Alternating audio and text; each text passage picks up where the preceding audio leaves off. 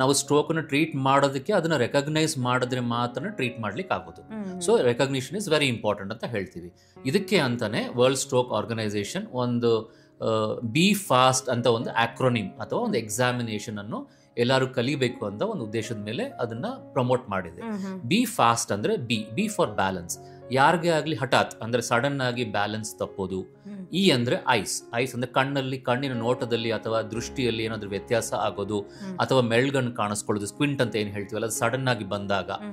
F ಅಂತ ಹೇಳಿದ್ರೆ ಫೇಸ್ನಲ್ಲಿ weakness ಆಗಿ ಮಾತಾಡಬೇಕಾದ್ರೆ ವಾರೆ ಹೋಗೋದು ಅಥವಾ ಫೇಸಲ್ಲಿ ಸೆನ್ಸೇಷನ್ ಹೋಗೋದು, ಅದನ್ನ ಎಫ್ ಅಂತ ಹೇಳ್ತೀವಿ.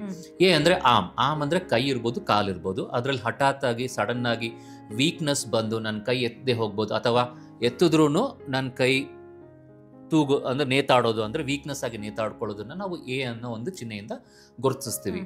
ಎಸ್ ಅಂದ್ರೆ ಸ್ಪೀಚ್ ಅಂದ್ರೆ ನಮ್ಮ ಮಾತಲ್ಲಿ ಏನಾದ್ರೂ ಬದಲಾವಣೆ ಆದಾಗ, ಅಂದ್ರೆ ಮಾತೇ ಇಲ್ಲದೆ ಹೋಗ್ಬೋದು, ನಾವು ಮಾತಾಡೋದು ಅವ್ರು ಅರ್ಥ ಮಾಡ್ಕೊಳ್ದೆ ಹೋಗ್ಬೋದು ಅಥವಾ ಅವ್ರು ಮಾತಾಡೋದು ನಮ್ಗೆ ಅರ್ಥ ಆಗದೆ ಹೋಗ್ಬೋದು.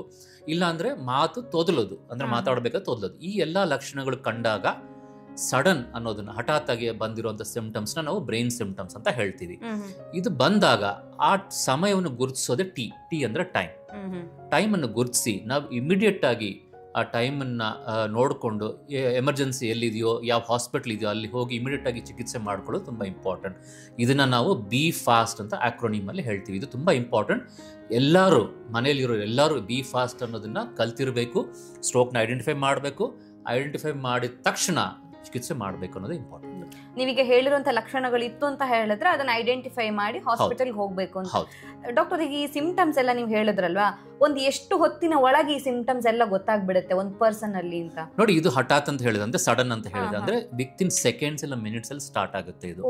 ಓಕೆ, ಆದಾಗ ನಮ್ಗೆ ಗುರುತಿಸಕ್ಕಾಗತ್ತೆ. ಈಗ ನಮ್ಮ ಮುಂದೆ ಯಾರು ಕೂತಿರ್ತಾರೆ, ಅವ್ರು ಮಾತಾಡ್ತಾರೆ, ಸಡನ್ ಆಗಿ ಅವ್ರು ಮಾತಾಡ್ತಾ ಇಲ್ಲ ಅಂದ್ರೆ ನಮ್ಗೆ ಏನೋ ಒಂದು ತೊಂದರೆ ಮಾತಾಡ್ತಿರೋ ಟೈಮ್ ಅಲ್ಲೇ ಆತರ.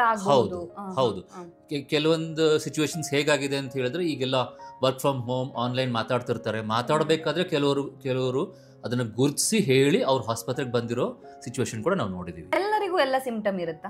ಇಲ್ಲ, ಈ 5 ಸಿಂಪ್ಟಮ್ ಅಲ್ಲಿ ಕೆಲವರಿಗೆ ಒಂದೇ ಒಂದು ಸಿಂಪ್ಟಮ್ ಇರ್ಬೋದು, ಕೆಲವರಿಗೆ ಎಲ್ಲಾ ಸಿಂಪ್ಟಮ್ಸ್ ಇರ್ಬೋದು. ಮಾತು ತೊದ್ಲೋದು ಮೇಜರ್ ಸಿಂಪ್ಟಮ್ ಅಂತ ಹೇಳ್ತೀರಾ? ಹೌದು, ಮಾತು ತೊದ್ಲೋದು, ಕೈಕಾಲ್ ಬೀಳೋದು, ಮುಖ ಒಂದ್ ಸೈಡ್ ವಾರೆ ಹೋಗೋದು, ಕಣ್ಣಿನ ದೃಷ್ಟಿ ಹೋಗೋದು, ಇಲ್ಲ ನಡಿಬೇಕಾದ್ರೆ ಬ್ಯಾಲೆನ್ಸ್ ತಪ್ಪೋದು, ಯಾವುದೇ ಒಂದು ಈ ತರ ಒಂದು ಕಾಣಿಸ್ಕೊಂಡಾಗ, ಇದು ಅಂದ್ರೆ ಸಡನ್ ಆಗಿ ತಲೆನೋವು ಬರೋದು, ಹಿಂದೆ ಯಾವಾಗೂ ಇಲ್ಲದೆ ಇರೋಂಥ ತಲೆನೋವು ಬರೋದು, ಆ ಥರ ಒಂದು ಕಾಣಿಸ್ಕೊಂಡು ಅದು ಮೆದುಳಿಗೆ ಸಂಬಂಧಪಟ್ಟಿದೆ ಅಂತ ನಿಮಗೆ ಅನಿಸಿದ್ರೆ, unless proved otherwise it is stroke.